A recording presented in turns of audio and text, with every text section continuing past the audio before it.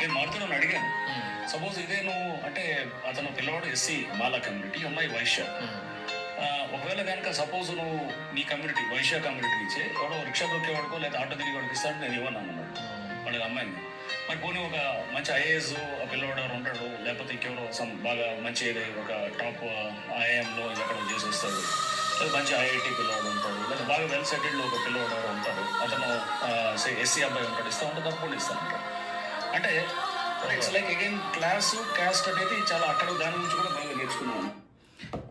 Hydraa commissioner Ranganath గారు అప్పుడు ఈ కేసుకి ఈయన ఇదన్నమాట.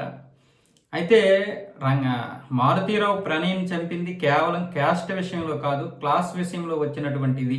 తన కూతురికి సరైనటువంటి వ్యక్తి కాదు, తన కూతురిని ట్రాప్ చేశాడు, కావాలని ట్రాప్ చేశాడు. అంటే వెల్ సెటిల్డ్ అబ్బాయి అయితే కాదు, అది ఎస్సీ కులమా ఎస్టీ కులమా లేకపోతే వాళ్ళకు వైశ్య కులం అనేది కాదు. విషయం ఏంటంటే తన కూతురికి తగినటువంటి వరుడు కాదు. అలాగని వీళ్ళు ఇది ప్రేమ వెనుక ఒక ట్రాప్ ఉంది. అంతకుముందే ఎన్నోసార్లు తన యొక్క టీంతో, తన యొక్క అనుచరులతో ఈ ప్రణయ్ అనే వ్యక్తికి చాలాసార్లు నా కూతురు వైపుకి రాకు, నా కూతురు జోలికి రాకు అని చెప్పించాడు మారుతీరావు.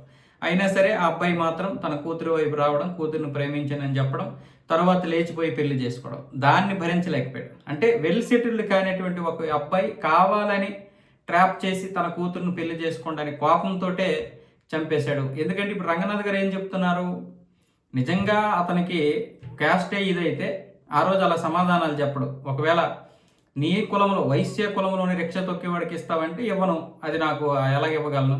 పోనీ ఒకవేళ ఎస్సీ కులంలో ఎవరైనా ఒక వెల్ సెటిల్డ్ అయినటువంటి అబ్బాయి, లేకపోతే ఐటీలో బాగా డెవలప్ అయినటువంటి అబ్బాయి, లేకపోతే ఒక మంచి సాఫ్ట్వేర్ అబ్బాయి, లేకపోతే ఒక ఐఏఎస్ ఐపీఎస్ చేశాడు, ఎస్టీ కులంలో ఎస్సీ కులంలో ఉన్నాడు, ఇస్తావంటే ఇస్తాను అన్నాడంట. మరి అది రంగనాథ్ గారు చెప్తున్నారు, నిజం అబద్ధం తెలియదు కానీ ఒక తండ్రిని మాత్రం మనం వెంటనే తప్పు పట్టలేం. ఆయన ఆలోచనలు ఎప్పుడు, ఒక తండ్రి ఆలోచనలు ఎప్పుడు కూడా సమాజాన్ని బట్టి వెళ్తాయి.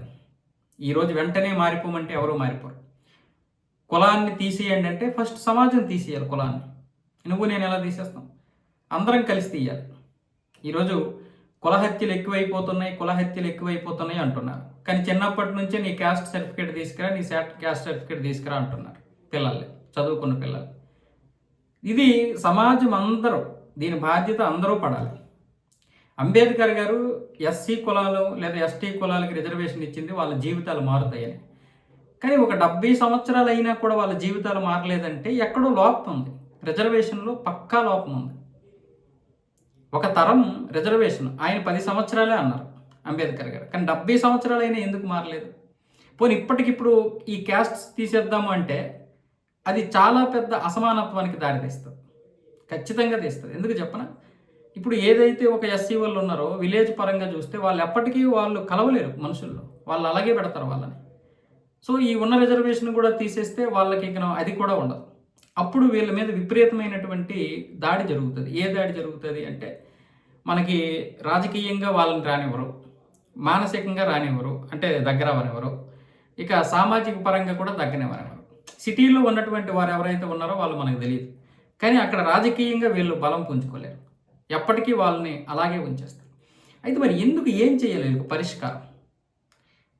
ఇప్పుడు దీనికి చాలామంది పరిష్కారం కోసం ఆలోచిస్తున్నారు. కొంతమంది ఎస్సీల్లో కూడా మాకు రిజర్వేషన్ వద్దు, మాకు సామాజిక న్యాయం కావాలంటున్నారు. సామాజిక న్యాయం దొరకదు. ఇప్పుడు వాళ్ళని ఆ విధంగా వెలివేశారు. సమాజంలో మనం బుర్రలు అలా పనిచేస్తున్నాయి. ఇది ఇక్కడతో ఆగిపోయేదేం కాదు, ఇప్పటికిప్పుడు మారిపోయేది కాదు. ప్రభుత్వాలే మార్చాల్సిందే, మనల్ని మార్చలేదు. ఓట్లు రాజకీయాలు చేసుకొని ఇక్కడ వరకు తీసుకొచ్చారు. వాళ్ళకి న్యాయం చేయలేదు, మనకి న్యాయం చేయలేదు. చివరికి బాగా చదువుకున్నటువంటి వారికి ఉద్యోగాలు రాక బీసీల్లోనూ ఓసీల్లోనూ ఈ రిజర్వేషన్లతో వచ్చినటువంటి వీళ్ళే తినేస్తుండడం వల్ల అక్కడ కూడా అన్యాయం జరుగుతుంది ఉద్యోగాల పరంగా. చూడండి, అటు ఈ రిజర్వేషన్ల పరంగా వాళ్ళు అన్యాయం అయిపోయారు, రిజర్వేషన్ల పరంగా వీళ్ళకి సరైనటువంటి న్యాయం జరగలేదు. ఇప్పుడు వీళ్ళు ఈ రిజర్వేషన్లకు అలవాటు పడిపోయి మాకు జీవితాంతం ఈ రిజర్వేషన్లే కావాలంటున్నారు. దీనివల్ల వీళ్ళకి ఎంత నష్టం అనేది వీళ్ళకి తెలియడం లేదు. ఈ కులం అనేది పోవాలి అంటే కనీసం 30 సంవత్సరాల సమయం పడుతుంది ఇప్పటి నుంచి రిజర్వేషన్లు తీసేస్తే. పైగా ఇప్పుడు ఎవరైతే ఊళ్ళల్లో ఉన్నటువంటి ఎస్సీలు ఉంటారో వీళ్ళందరూ కూడా సమాజంలో కలిసిపోవాలి. ఎప్పటికీ అక్కడే ఉంటే, అదే వేరుగా ఉంటే వాళ్ళని అలాగే చూస్తారు. కొత్త కొత్త కాలనీలు ఇచ్చేటప్పుడు వీళ్ళ పేర్లు సపరేట్గా కాకుండా ర్యాండమ్గా కలిపియాలి. ఇప్పుడు సిటీలో మనం మామూలుగా హోటల్కి వెళ్తాం, మన పక్కన ఎవరు కూర్చుంటున్నారో కూడా తెలియదు, మనకు అనవసరం. ట్రైన్లో జర్నీ చేసేటప్పుడు ఎవరు ఉంటారో మనకు అనవసరం. కానీ ఊరు వచ్చేసరికి మాత్రం వీడు మన పక్కన కూర్చుంటే మనం నచ్చదు మనకి. అది మారాలి. దేవాలయాల్లో కూడా ఈరోజు ఎస్సీలు చాలామంది రాలేకపోతున్నారు. ఇది నేను నా కళ్ళారా చూశాను, మా ఊరితో సహా. కాబట్టి నేను చెప్తున్నాను, ఇది మారాలి. ఖచ్చితంగా మారకపోతే ఇది మన దేశానికి చాలా ప్రమాదం. వెంటనే మార్చేసినటువంటిది కాదు, అలాగని ఇలాగే తరతరాలు ఉంచాల్సినటువంటిది కాదు. ఇప్పుడు జన్జీ అనే ఉద్యమం వస్తుంది కదా, రిజర్వేషన్ హటావో అనేది. దీని మీద మనం సరైనటువంటి అవగాహనతో ముందుకెళ్తే, ఎస్సీ యువత కూడా మనకి సపోర్ట్ చేస్తే, అందరము కలిసి దీనికి ఒక పరిష్కారం వెతుక్కొని దీన్ని పూర్తిగా రూపుమాపాల్సినటువంటి అవసరం ఇక మన మీద ఎంతైనా ఉంటుంది. అప్పుడే ఈ ఓట్ల రాజకీయం అనేవి పోతాయి.